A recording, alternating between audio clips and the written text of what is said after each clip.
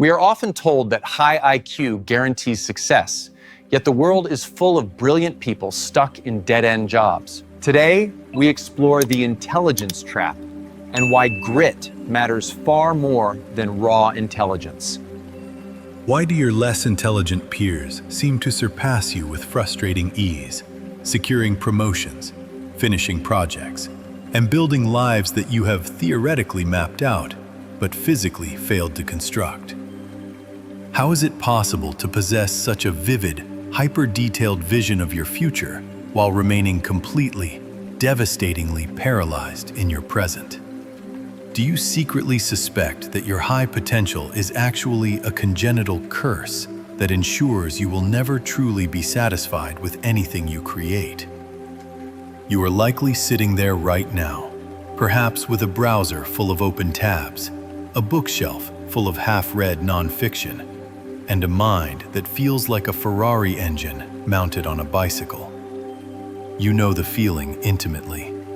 It is the specific, hollow ache of the formerly gifted child who has grown into an anxious, underachieving adult. It is the 3 a.m. stare at the ceiling, where the silence of the room is deafeningly loud against the noise of your own self-recrimination. You replay the reel of your life, highlighting every junction where you hesitated, every opportunity you analyzed until it withered, and every moment where you chose the safety of obscurity over the risk of being seen trying. You look at your resume, or the gaps in it, and you feel a profound sense of fraudulence. Everyone told you that you were special. They told you that the world was your oyster, that your intelligence was a golden ticket that would exempt you from the mundane struggles of the average person. They lied. And now, you are left holding a bag of potential that has become too heavy to carry, yet too valuable to drop. The reality you are living in is a cognitive dissonance that borders on psychological torture. You know, logically, that you are capable. You can learn complex systems in days that take others months. You can synthesize disparate ideas into brilliant strategies. When you speak, people listen, nodding at your insight. Yet, when it comes to the execution, the gritty, unsexy, repetitive motion of bringing a dream into reality, you stall. You watch people with half your IQ score run laps around you. They don't overthink the market conditions. They just launch the product. They don't worry about the epistemological implications of their workout routine. They just lift the weights. They don't need to understand the entire architectural history of the novel. They just write the bad draft. And because they act, they win. Meanwhile, you are stuck in the prison of your own optimization, waiting for a perfect set of variables that will never align. This phenomenon is not a quirk of personality, nor is it a simple case of laziness. To call it laziness is an insult to the sheer amount of metabolic energy your brain consumes while spinning its wheels. This is a specific pathology of the high-functioning mind. It is a structural trap built by intelligence itself. We need to strip away the comforting myths of the tortured genius and look at the cold mechanics of why smart people fail. The thesis we must explore is uncomfortable. Your intelligence is not just failing to help you, it is actively sabotaging you. It has created a feedback loop where your ability to predict difficulty prevents you from engaging with it, and your capacity to visualize perfection renders any actual attempt disappointing by comparison. You are suffering from a deficit of grit, yes, but not because you lack strength. You lack grit because your intellect has provided you with 1,000 convincing arguments for why quitting is the most rational option. To dismantle this trap, we must first name it with clinical precision. We cannot solve a problem that remains a vague cloud of procrastination or imposter syndrome. Those are symptoms, not the disease. The taxonomy of the smart fail requires us to look at the component parts of high intelligence and how they mutate when applied to the messy, unstructured reality of adult achievement. We are dealing with a condition we can categorize as high processing paralysis, a state where the cognitive machinery is so efficient at processing information that it processes the will to act right out of existence. This paralysis is not a monolith. It is a hydra with several distinct heads, each representing a specific way that intelligence inverts itself to become a liability. The first category in this taxonomy is the simulation trap. High intelligence is, at its core, a predictive engine. It is the ability to recognize patterns, extrapolate data, and forecast outcomes. In an evolutionary context, this is a survival mechanism. It helps you avoid the predator behind the bush. In a modern context of self-development, however, it is disastrous. When you have a goal, say writing a book or starting a business, your brain immediately runs a high-fidelity simulation of the entire process. You envision the research, the drafting, the editing, the marketing, the potential criticism, the financial risk, and the statistical likelihood of failure. You see it all in 4K resolution. The problem is that the simulation is often so vivid that it tricks your dopaminergic system. You get a microscopic hit of satisfaction just from planning the success, which satiates the immediate hunger for achievement. Conversely, and more commonly, you simulate the obstacles so clearly that the effort required seems insurmountable before you have even lifted a finger. You feel the fatigue of the marathon before you have tied your shoes. The less intelligent person does not have this burden of foresight. They only see the first mile, so they start running. You see the wall at mile 20, and you decide it's not worth the calories. The second category is the efficiency paradox. Smart people are obsessed with optimization. Throughout your academic life, you were likely rewarded for finding the fastest, cleverest way to solve a problem. You learned that if you understood the system, you could hack it. You could study for 2 hours and get the same grade the grinder got in 10. This conditioned you to believe that effort is a sign of inefficiency. If you have to try hard, it implies you haven't found the smart way to do it yet. Consequently, when you face a real-world problem that cannot be hacked, a problem that strictly requires brute force, repetition, and volume, like building a physique or mastering a manual skill, you recoil. You spend weeks searching for the optimal workout plan, the perfect diet, or the most efficient learning stack. You believe you are working, but you are not. You are procrastinating under the guise of preparation. You are looking for a lever to lift a weight that must be carried. This desperate search for the shortcut creates a state of perpetual delay, where the perfect becomes the absolute enemy of the good. The third, and perhaps most insidious category, is the identity performance fusion. For most of your life, your identity has been tethered to a single metric: being the smart one. You were the child who read early, the student who set the curve, the employee who fixed the spreadsheet. Your self-worth is not inherent. It is conditional on effortless competence. This creates a brittle psychological structure. If your identity is, "I am smart," then any struggle is a direct threat to your existence. To struggle is to be confused, and to be confused is to be stupid. Therefore, you avoid any arena where you are a beginner.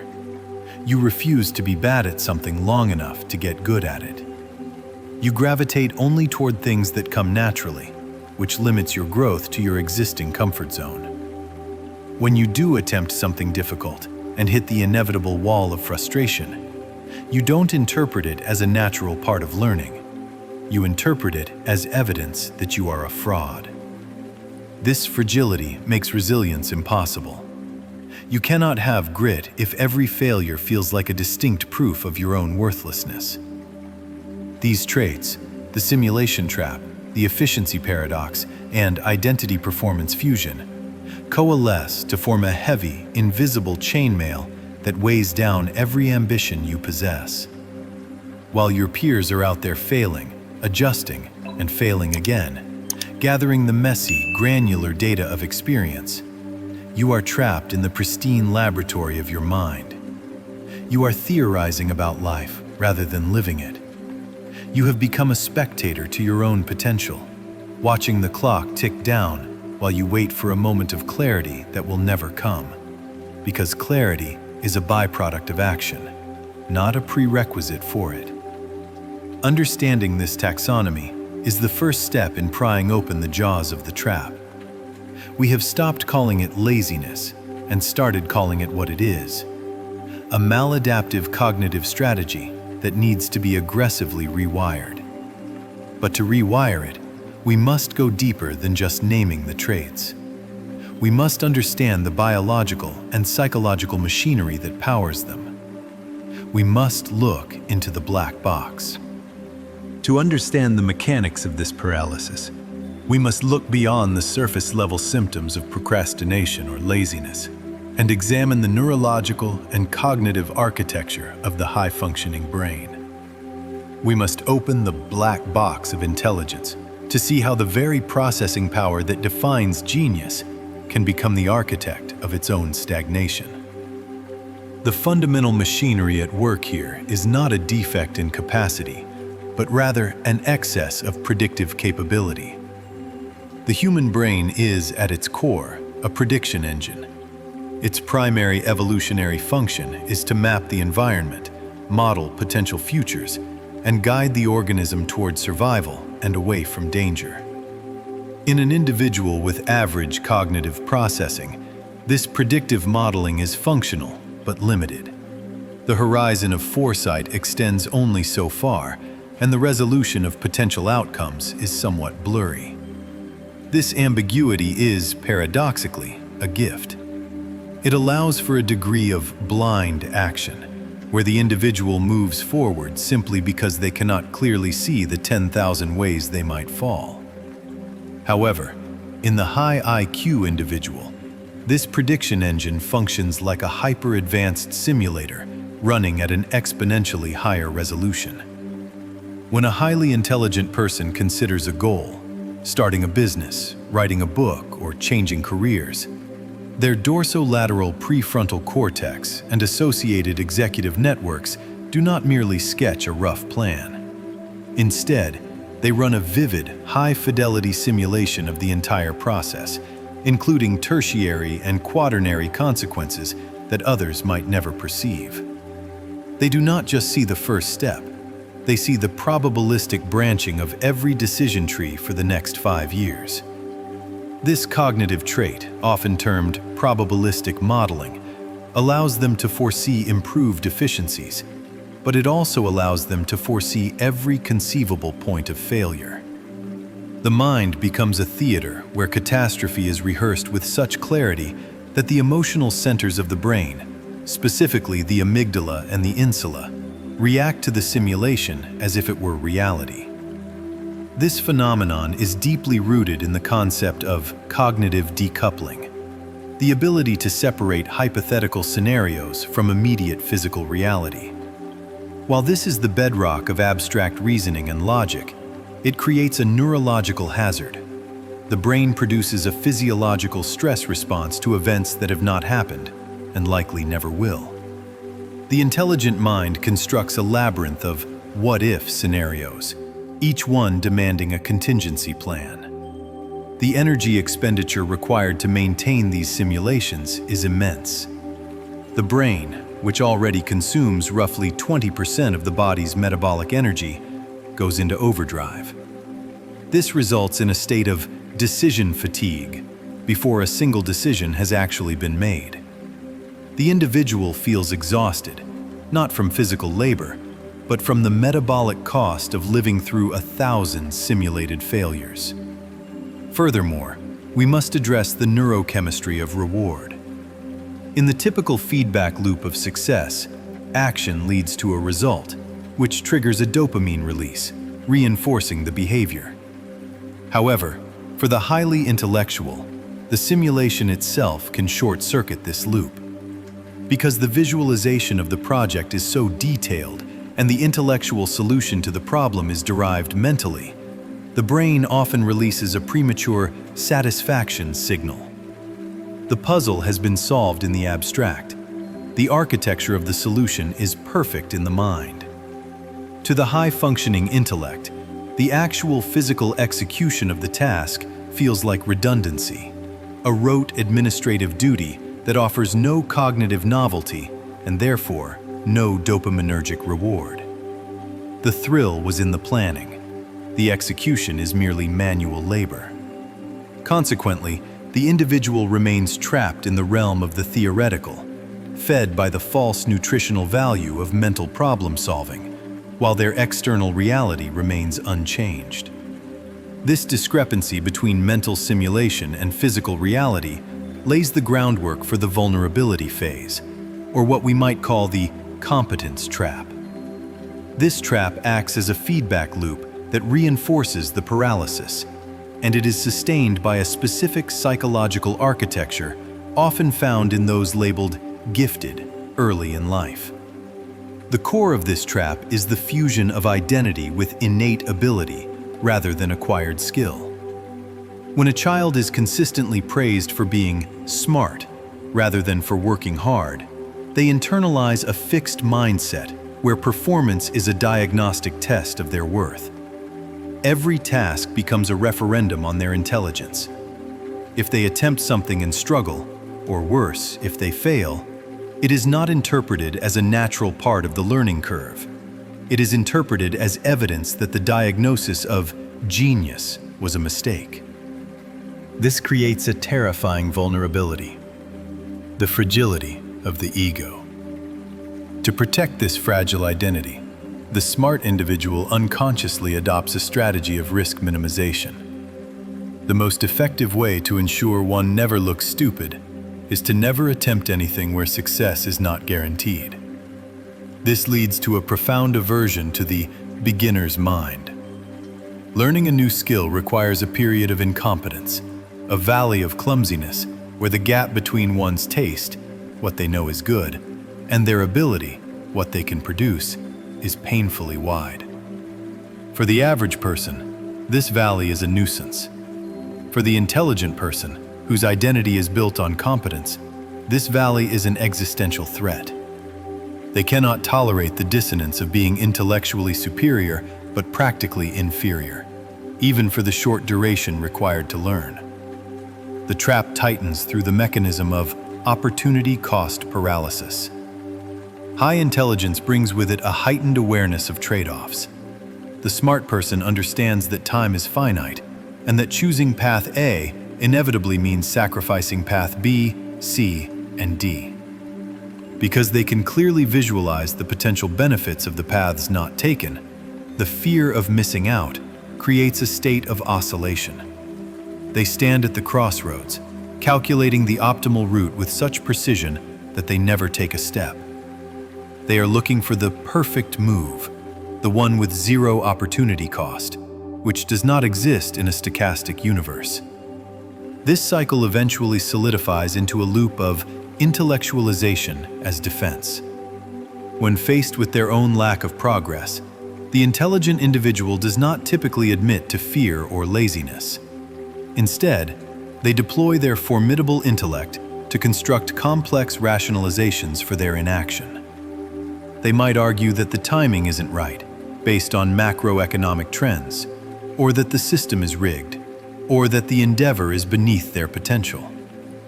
They use their intelligence to critique the playing field rather than stepping onto it. This is the ultimate irony of the trap.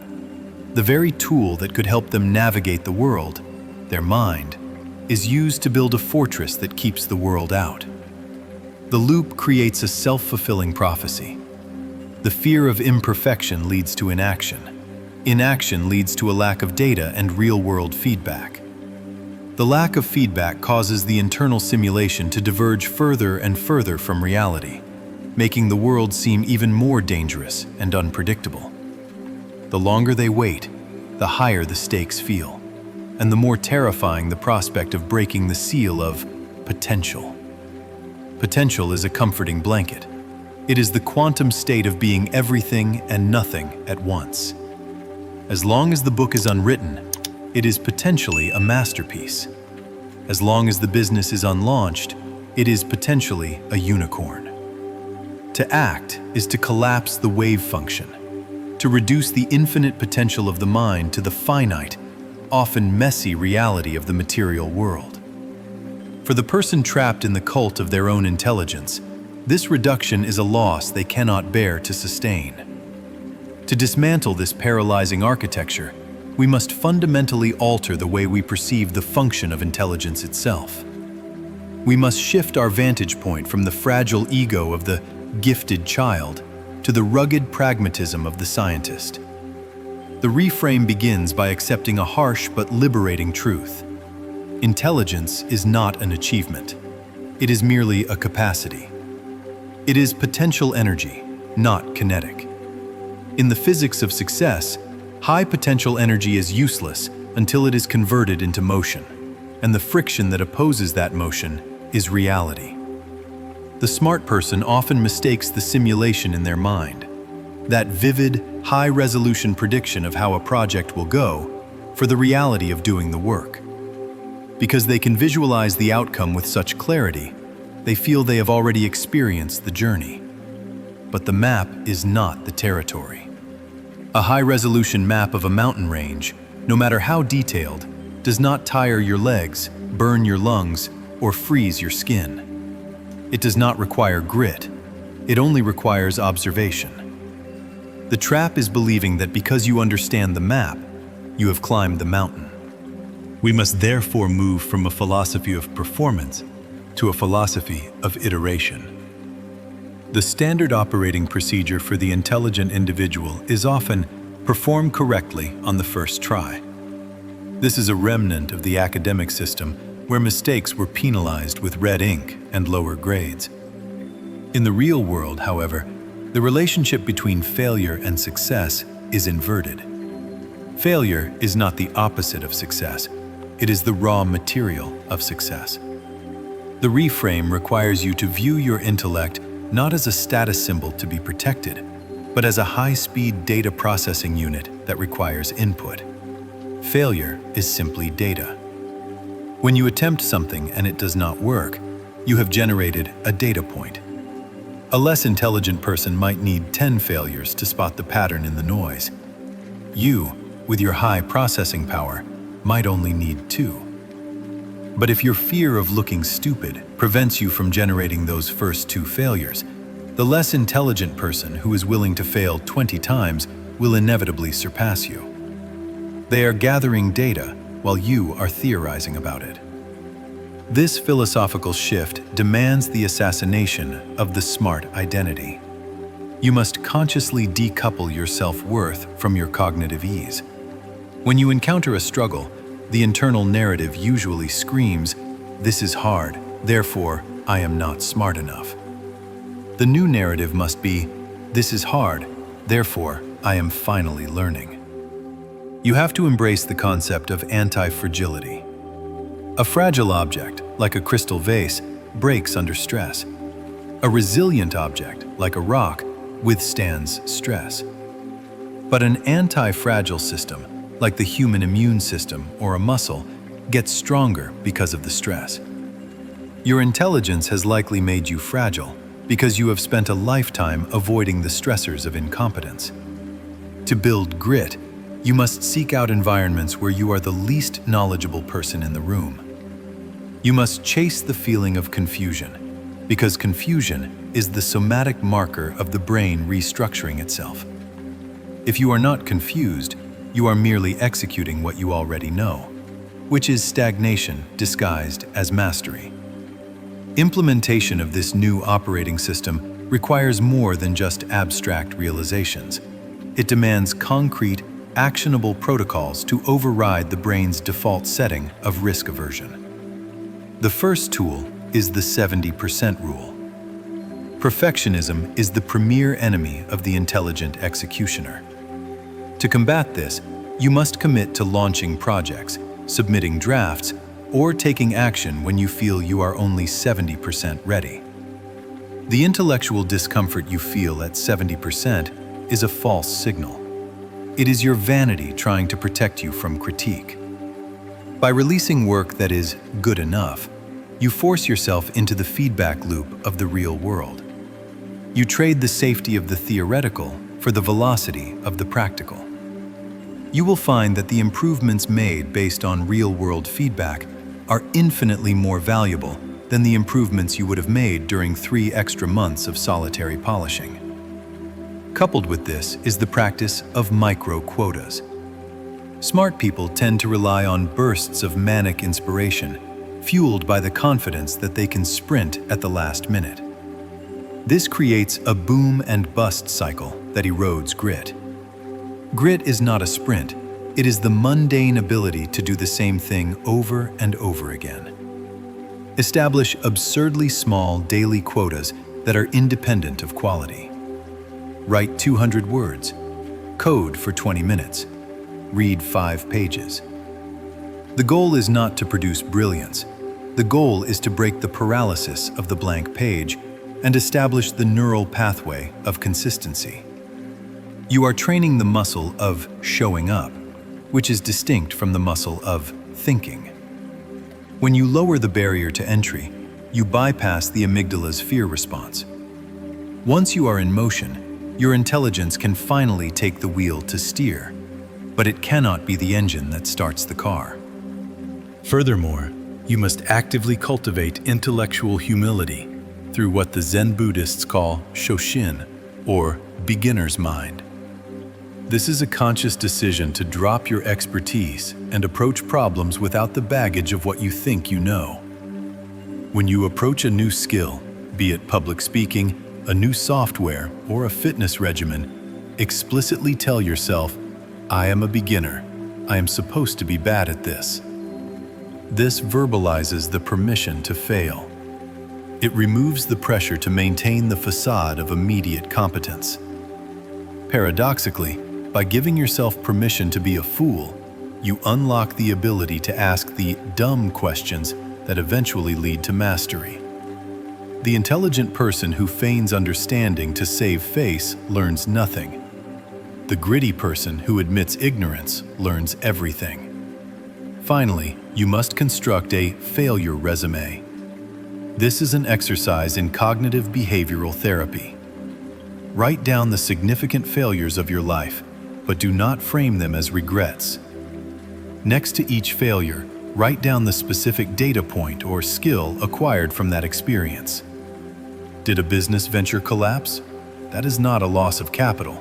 It is the tuition paid for a degree in market mechanics. Did a relationship end due to your negligence? That is not a character indictment. It is a lesson in emotional maintenance.